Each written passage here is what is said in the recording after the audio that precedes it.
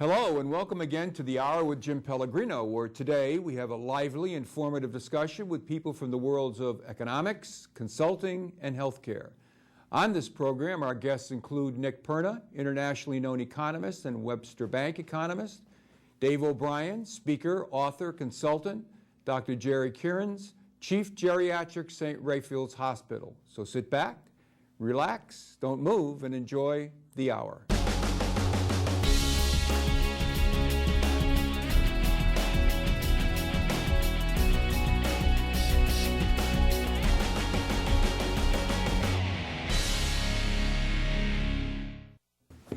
Hello, this is Jim Pellegrino, your host for the hour. Welcome back to the second segment of the show, and our guest is Dave O'Brien. David, Jim, good to see you again. Great to see you Dave as well. and I, for full disclosure on the part of the audience, we've known each other for the better part of over 10 years now. Almost 20. Almost 20 years. Yeah, but who's counting? Who's counting? Exactly.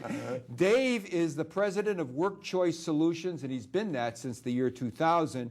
When he founded the company, Dave was a senior executive in Lee Heck Harrison, That's I believe. correct, Jim. Yep. And Dave went from being a senior executive in the corporate life to being an entrepreneur founding his own country. He is now a consultant specializing in organizational effectiveness and leadership, also an author, The Navigator's Handbook. It's a book about leadership. I get that on camera. Look at, they got a beautiful shot of this on camera. Dave, this is like Oprah. Your sales are going to just zoom right up. Yep. So the Navigator's Handbook, and he's also a motivational speaker. So, Dave, let's get off the blocks by me asking you the question, what does Work Choice Solutions do? What does your company do in terms of services? Before we go there, Jim, I'd like to just make one important note. You had referenced that I'd started my own country back in 2000. Did I really? Yeah. And while that was my goal back then, I had this vision that I was going to have an empire. Hey, Dave, it could be a Freudian slip. There you go. There you go. Maybe in my next life. But it was a company. I wanted to just make sure that for my friends that are watching, I wanted to make sure that they were aware that I haven't started a country without telling you. Okay. The business really is about Work Choice Solutions. Because we've known each other for 20 years, I can pull your leg like that. But in 2000, started Work Choice Solutions. And Work Choice Solutions, Jim, really focuses on organizational effectiveness. The centerpiece of our work is about helping organizations of all types maximize leadership and employee potential. And we do that by providing highly customized programs, a lot of training. As you mentioned, I do a lot of speaking as well, but primarily focused on the training and coaching that provides these customized services that offer and maintain sustainable impact and value for organizations in the corporate, nonprofit, and public sectors. Now, Dave, why do you feel so strongly about it? I mean, organizational effectiveness is one thing, and they're not mutually exclusive, and leadership is another. But why do you feel so strongly, obviously, and you've been very, very successful, about the need for leadership, Dave, right? And was there an epiphany moment in your corporate life, or is it something you've just been observing? What is it? Well, what I found, particularly in the latter part of my 20 years in corporate, and in being a leader, in those various roles, is that leaders, whether they're good, bad, or indifferent, impact people's lives way beyond the workspace. Mm-hmm. And so that was I don't know if it was an epiphany, but it was a discovery that I had. But one of the things that's really fueled my passion for this work over the years is, you might imagine, doing this work for 20 or 25 years, I've had, fortunately, many good lessons. But one that stands out as really key is that leadership, Jim, and I know you know this, and I'm sure many of our viewers do as well, but I'll say it again, and that is that leadership has less to do with our job title and more to do with our state of mind, with our attitude. So many times people believe that if I don't have a manager role or title or vice president, I'm not a leader. But the truth of the matter is that every single one of us is provided with countless opportunities every day to be role models. And I believe that in many ways, leadership is about being a role model. So, Dave, listen, I know that you have a national presence because of the Navigator's Handbook, yes, because of your speaking, because of your consulting. Are you international yet? Yes, Jim, I'm very happy to report that now here in year 11, I just recently landed a contract in Kuwait. In Kuwait? Yes, yes, and I'll be traveling there next month. I've been working on this project with a colleague of mine since probably June, and we're working on an 18-month training and development organizational effectiveness training program for a group of 50 leaders. So now when I talk about Dave O'Brien to my friends or when I'm on the media show, I can say internationally known. There you go. But you didn't start Kuwait though, Dave. No, but I'm getting paid, so Okay. I'm on the payroll. What's most rewarding about the work you do, Dave? You interface with countless of people. What's most rewarding about what happens? There are many things, fortunately, after this amount of time doing this. I continue to have a lot of satisfaction and, frankly, joy around the work I do. But I think probably one of the most rewarding parts is the conversations that I get to have with leaders all over the country and now around the world about this topic of leadership and what does it mean for us, and to really be able to focus on the huge opportunity that we have every day to influence people in a positive way. And so that learning that comes out of that's a big part of it, because through those conversations, there's rarely an experience I have in working with clients where I'm not learning as well. That's a Right. tremendously satisfying part of my work.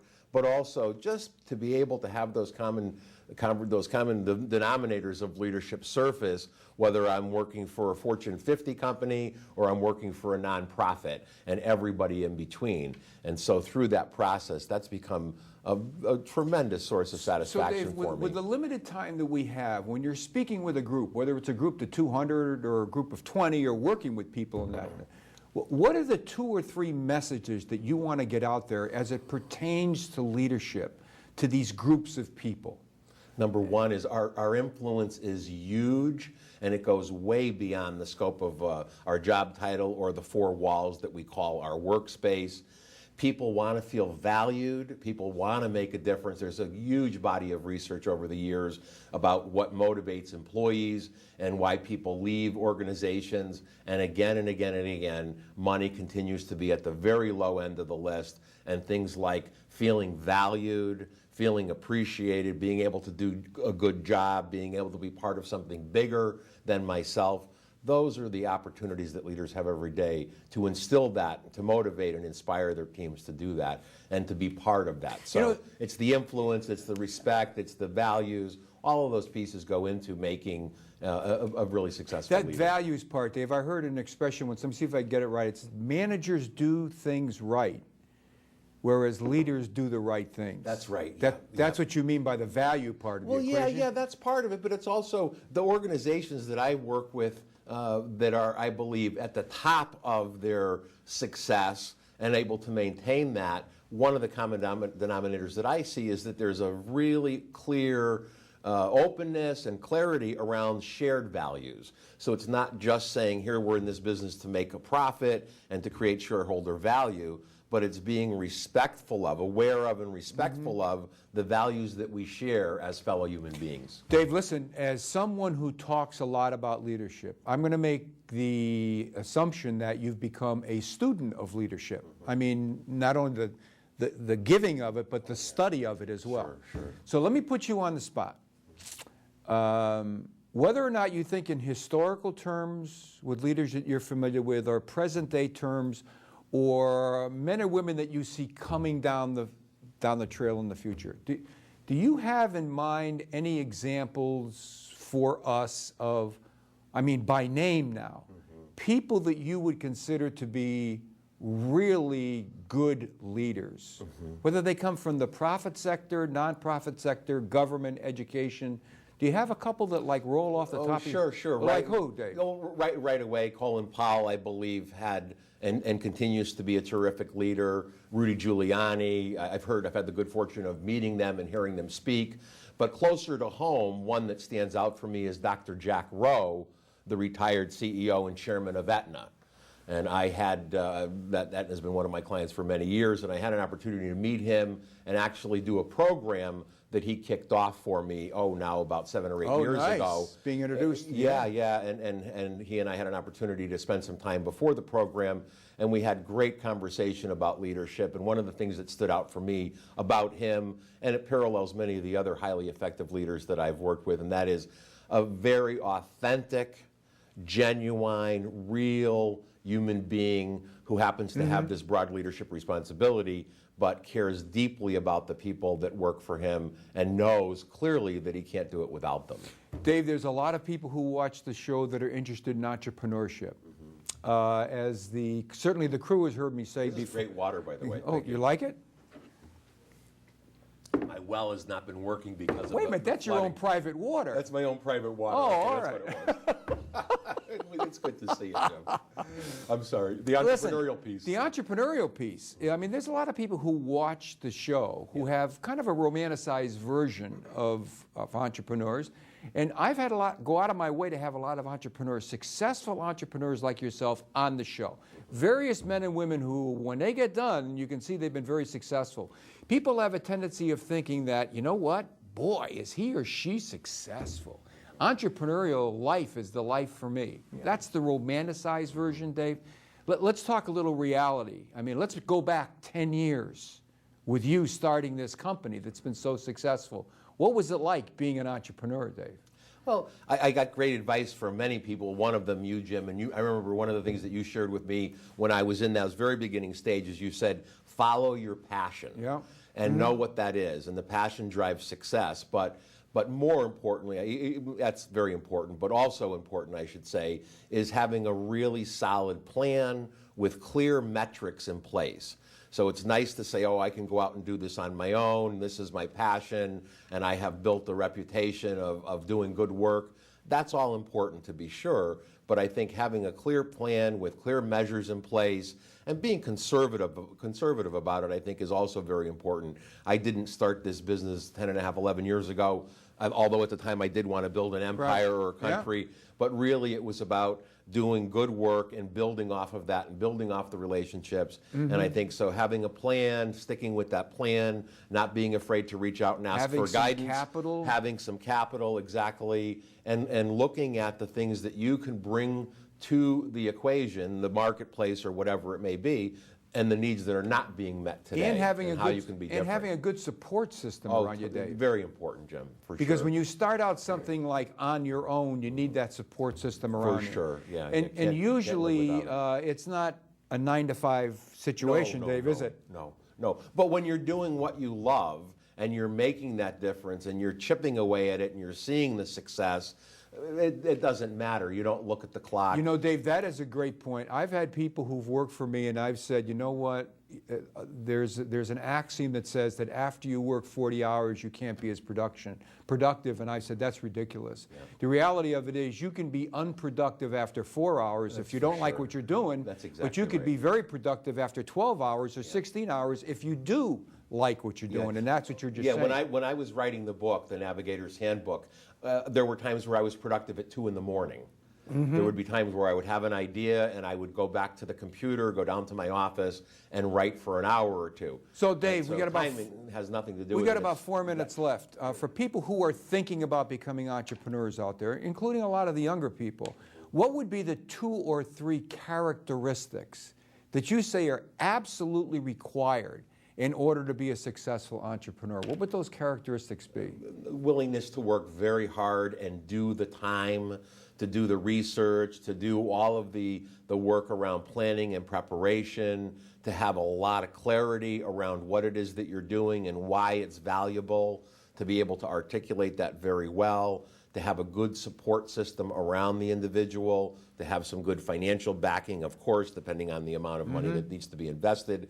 But I think that willingness to do the time, there's no shortcut on success. You and I both know that. And these things take time. And so having that willingness to stay with it, to give it a good amount of time, a reasonable amount of time, and to put the time and energy into it, and know Dave, that will come out of it. I'm smiling because I think over the last year you've got to probably be around the 5th, 6th, 7th, 8th, 9th. I forgot what number of entrepreneurs I've had on the show. And it's interesting how all successful entrepreneurs say the same thing. Kinda. Yeah. In your own words, I mean, you know, you got to have a good work ethic, right? I mean, you need some capital to get along. Sure. But there's nothing like a good old dose of perseverance and resilience to get yourself through. Two good words. And by the other way. thing too, Dave, is you know what? You have to get used to both success and failure. Oh, sure. It's easy for people to fall down, but it's only the good ones who get up. Yeah, yeah. And if you're not willing to fail as an entrepreneur, Dave, right? Yeah. Well, it's a very good point to remember. I talk to people in my work that are looking for guidance around this, and my point to remind them is that, or they've been at it for 6 months or a year, and they've had a bad couple of months. And I'll say, please bear in mind that one or two bad months or a bad quarter, or for that matter, a bad year, doesn't tell you the whole story. Right. There are times over the last 10 or 11 years that I've been at this, and in my previous 20 years in corporate life, where there have been peaks and valleys. Sure. But your point is another very good one, and that's not so much. It's not so much what you do when you fall down. It's what you do, or it's that you get up. Yeah, you get up. Yeah. Everyone's going to have a failure. There are more. I read something just yesterday that said most successful people have been bigger failures than those people that are not successful, because they have fallen down, because they have made mistakes, but they consistently get up and keep at it and don't get discouraged. So, Dave, we got less than a minute to go. So if it were a year from now and we have you back, okay, your company, Work Choice Solutions, what would you be saying about your company then? Project ahead 1 year, and net of having taken over a country somewhere, Dave, where is Work Choice Solutions going to be? I think that we'll continue to have even more clarity around our core focus and core value, which is really about sustainable success in maximizing organizational effectiveness around leaders and teams. But the things that I would add that probably I'm sure won't change, and that is that leadership is about integrity, leadership is about fairness and respect, and leadership in many ways is about the influence that we all have, regardless of our job title. Dave, you ended beautifully. That's Thank the you, last Jim. word. Dave, it's great seeing you Great to again. see We'll you have you too. back again. Thanks for having me on, Jim. And we'll be back with our next segment.